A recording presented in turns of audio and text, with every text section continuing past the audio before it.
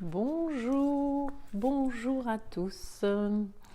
Alors, je me demande si ce matin il va y avoir du monde en ce dimanche matin qui va passer par là. Moi, j'avais envie de vous faire un petit live parce que j'avais envie de vous partager une émotion. Si vous êtes par là, dites-moi, faites-moi un petit coucou peut-être pour me dire d'où vous m'écoutez ou si vous m'entendez bien. Donc aujourd'hui, je voulais vous partager une émotion parce que je viens de terminer ce bouquin. Je viens de terminer le livre de Daniel Blouin. Et ah oui, il y a des gens qui arrivent. Faites-moi un petit coucou si jamais, comme ça je vois qui est là. Je viens de terminer le livre de Daniel Blouin, Salomon le saumon. Et comme vous voyez, bonjour Aminata, merci. Donc ça n'est pas d'origine, hein, vous l'aurez compris. J'ai lu ce conte, c'est un conte métaphorique, Salomon le saumon, seuls les poissons morts suivent le courant.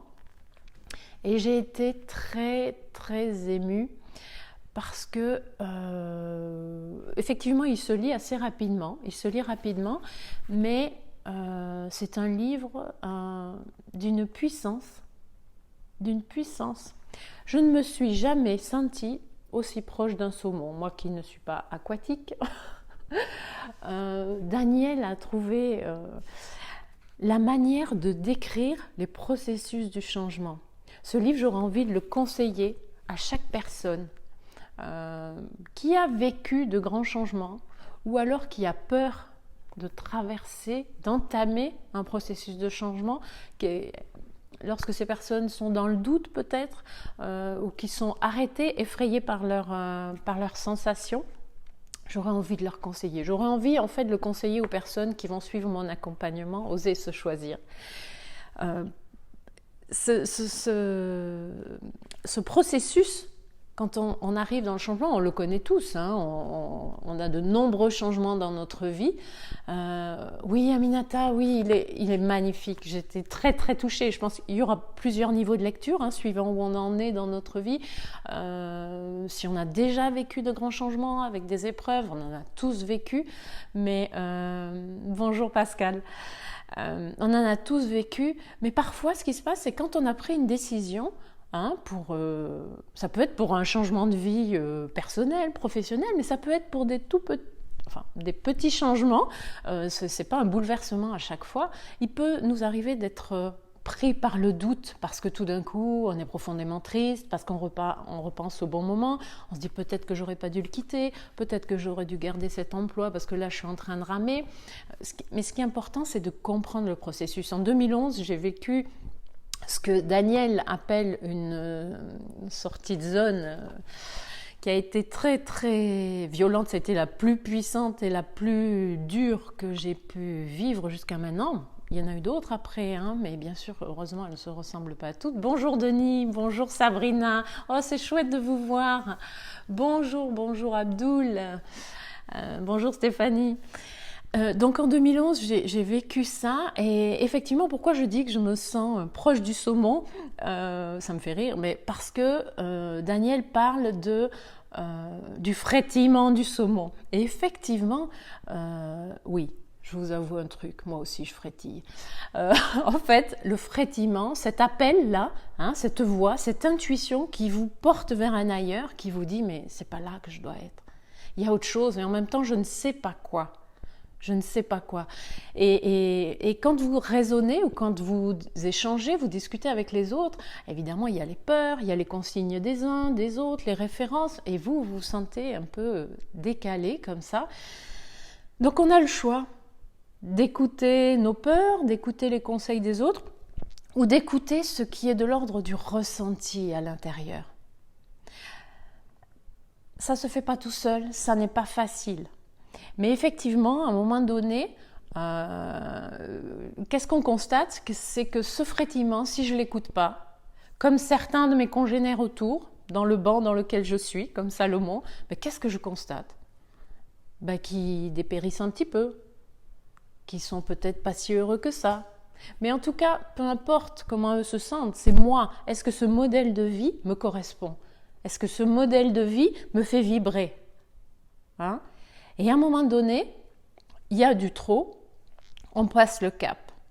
Et quand on passe le cap, je l'ai dit lors de ma conférence à Paris, à un moment donné, ça y est, on a pris la décision, on passe à l'acte, on est content, ouf, ça y est, on passe le cap. Ouais. Sauf qu'au moment où on passe le cap, hein, comme le dit Daniel à un moment donné, en parlant du saumon, il se trouvait face à un déferlement infini de violence. Hein, quand il est face au courant qui doit remonter comme ça, à un moment donné, cette rapide-là, il ne s'y attendait pas à tant d'intensité. On l'avait prévenu pourtant, mais malgré tout, il a écouté sa petite voix. Et quand on est face à cette intensité, moi, effectivement, jamais j'aurais imaginé l'adversité, la violence à laquelle j'allais faire face. Là, on a besoin de se connecter, d'écouter la petite voix intérieure. Cette petite voix intérieure qui va vraiment nous aider à avancer. Hein, mais ça ne veut pas dire que ça va être facile. Parce que quand on avance comme ça, à partir du moment où ça devient un peu compliqué, on doute. On a envie peut-être de revenir en arrière, dans notre petit confort. Hein. Donc ça, c'est vraiment... Oui, Sabrina, c'est très violent. Hein. Donc là, humainement, hein, on pourrait se dire « Oh là là, mais j'ai fait une grosse bêtise, j'aurais pas dû ». Seulement, c'est que moi, souvent, je pense à l'enfant qui passe le bassin au moment de l'accouchement. Hein, c'est sûrement pas le moment le plus confortable.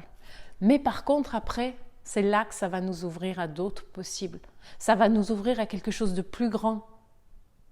Hein, ce moment de contraction intense. Et effectivement, je me souviens à cette période-là, aussi douloureux, aussi violent que cela ait pu être, je gardais mon cap. J'avançais. Je voulais avancer vers ce quelque chose que j'ignorais. Hein? Et c'est seulement lorsque j'ai traversé chacune des épreuves où j'ai eu des peurs, où j'ai eu des doutes. Mais en fait, effectivement, comme dit Daniel, la puissance de nos désirs. Hein? Nos désirs sont très puissants, mais à une seule condition. À une seule condition, c'est que nous les écoutions. Et c'est là que nous devons choisir. Écouter les peurs, écouter nos désirs. Il y a des moments où ce n'est pas possible. Il y a des périodes où ce n'est pas le moment, où on a besoin de se reposer encore un peu, où on a besoin de se ressourcer, où on a besoin de prendre des forces. Hein? Mais on n'a pas à se juger par rapport à ça. Chacun fait comme il peut. On peut rester aussi là où nous en sommes. Mais seulement si vous sentez ce frétillement, autorisez-vous à l'écouter. Il y a des pépites dans ce livre.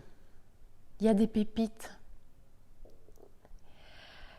Quand j'ai lu Daniel, là, j'ai vraiment eu l'impression de revivre ces passages de l'histoire, de la transformation, de cette transformation qui nous amène à plus de paix, à plus de fluidité, à plus de sagesse.